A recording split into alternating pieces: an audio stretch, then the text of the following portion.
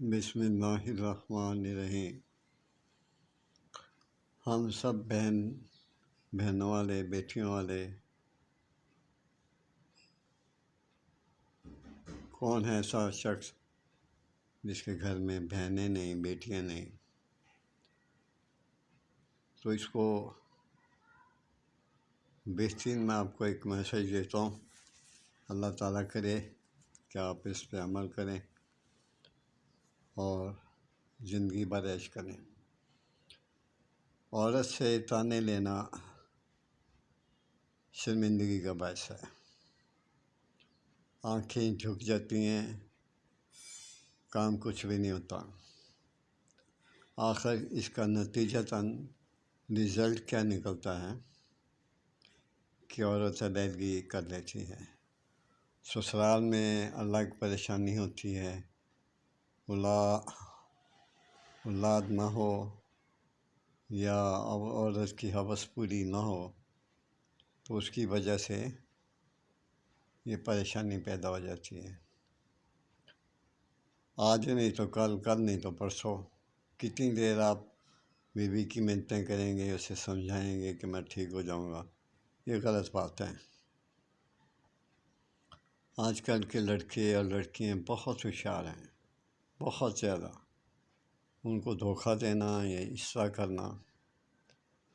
تو میں نے آپ کے لیے ایک گولی بنائی ہے، اس کو میں نے کیپسول میں ڈال دی ہے، کیونکہ گولی بہت بڑی بن جاتی تھی، اس لیے سوچا کہ اس کا کیپسول بنایا جائے۔